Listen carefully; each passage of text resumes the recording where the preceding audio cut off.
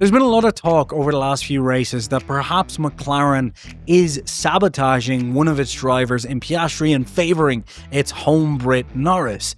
And while the rumours of Piastri's demise might be greatly exaggerated, there is certainly something going on. But what could it be?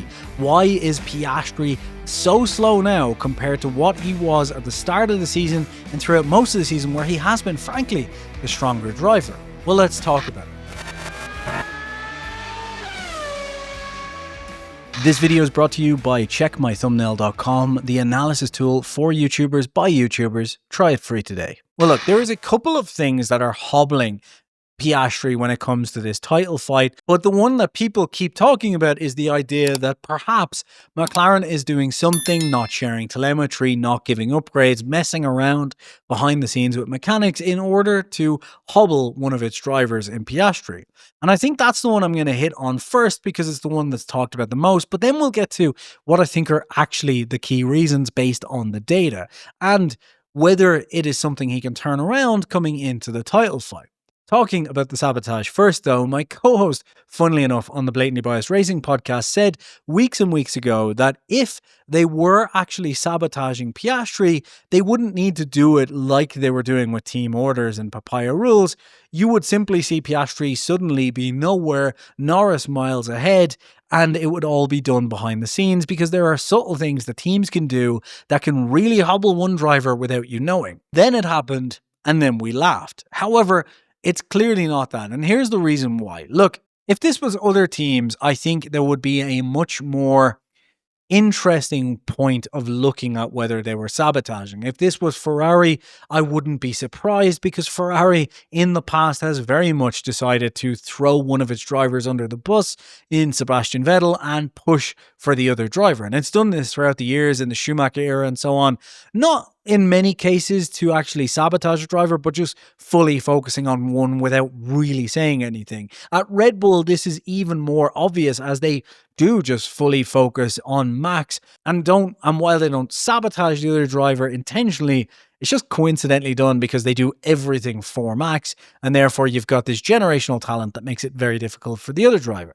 At McLaren, though, they have been so intent on winning the World Championship, for the constructors, that they have ensured fairness to a frankly ridiculous degree, going overboard to try and get fairness in place and making sure that their drivers can compete with each other on a level playing field and both compete exactly for the team.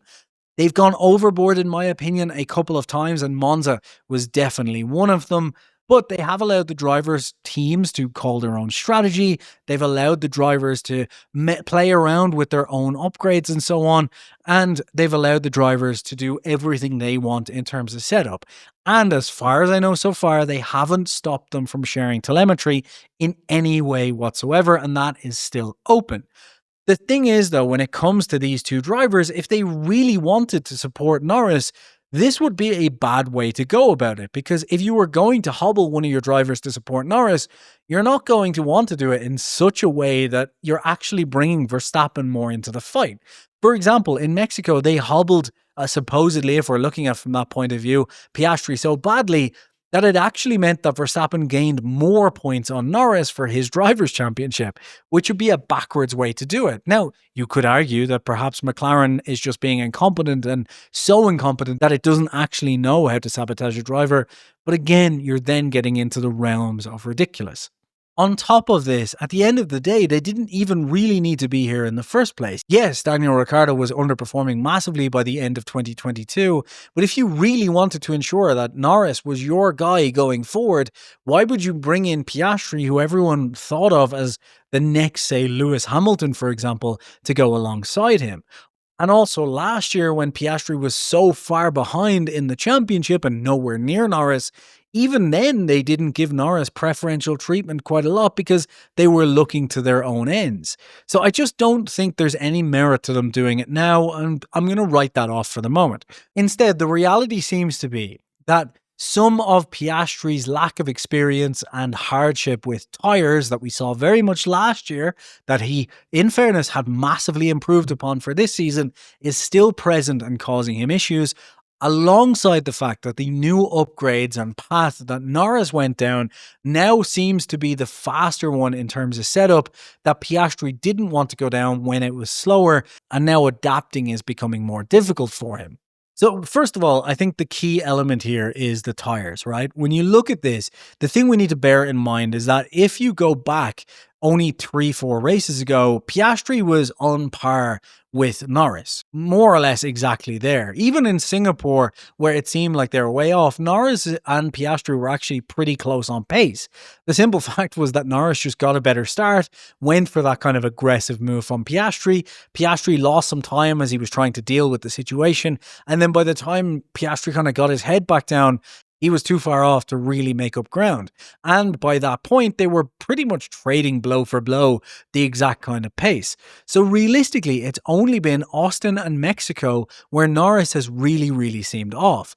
In the other races before that even, it's more that both of the McLarens were out of kilt compared to Max Verstappen and Red Bull than Norris had a deficit and Piastri had a deficit to Norris. So realistically, we're only talking about 2 races here, and yet everyone's talking about sabotage. As I always say, F1 fans, in fairness, do have a 2-race memory.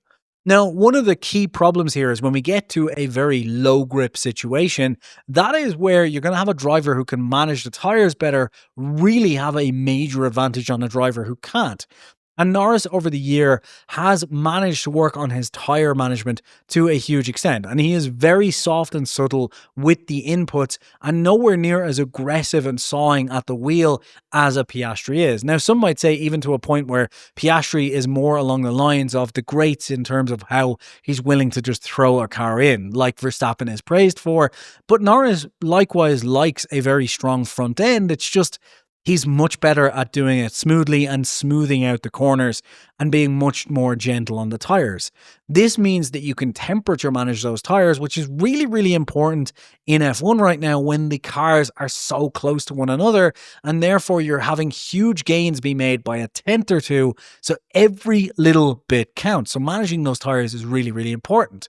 So Norris, on the one hand, is doing very sensitive inputs into the steering with smooth steering and throttle application throughout the corners, while Piastri is defaulting to his style, his much more aggressive, later braking, sharper turn in, kind of dealing with the rear style. And that is a brilliant way to drive in higher grip, but in low grip, it's just adding more pressure to the tires, as I've stated. And see, the problem with something like that is it compounds very rapidly for a driver. So Piastri, for example, is obviously realizing that the tires are getting far too hot by the end of a lap, and then is overcorrecting for that by not getting the tires in the prime working window.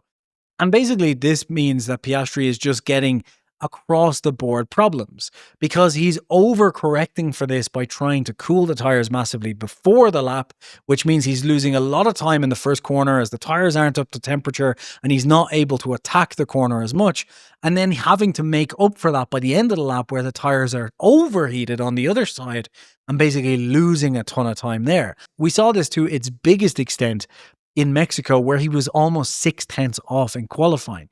Norris, on the other hand, is excelling at this low grip because his inputs is basically showing up. Everything that he does with the way he drives is just excelling in those low grip areas and being highlighted even more by Piastri's struggles.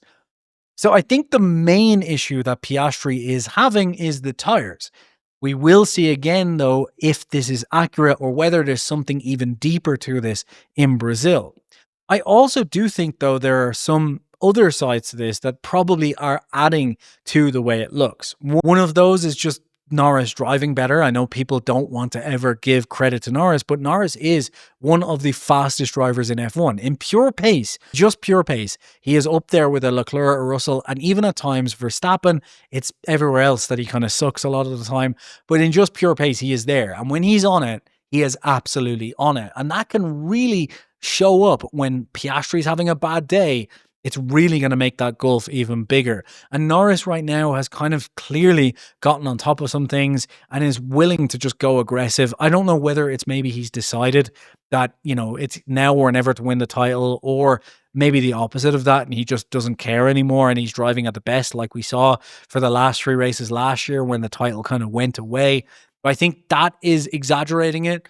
And I think on top of that as well, the pressure maybe is just getting to Piastri. He's in a situation where he's not only having to fight his teammate, but he's now also likely having to fight Verstappen at a time when the Red Bull is getting even better and the momentum has shifted from an upward trajectory for Piastri to one where he's trying to just maintain a lead, which is now gone. So I do think some of the pressure there is getting to him. And I think it's inevitable, especially for a driver so young in his career in F1. But either way, it will be interesting to see what happens at Brazil when we resume to a track that should cater to Piastri's style. But it has been a huge jump from the height of 3/10 ahead of Norris back in Imola, I think it was, to 6/10 down here in Mexico. But the swing has been up and down. And for the most part, it's been a tenth or two between both of these, which is pretty reasonable. So we'll see then. So sabotage, no. Tire heat, yes, seems to be the obvious answer. Hope I've explained this even slightly well. I don't feel like I have. Subscribe.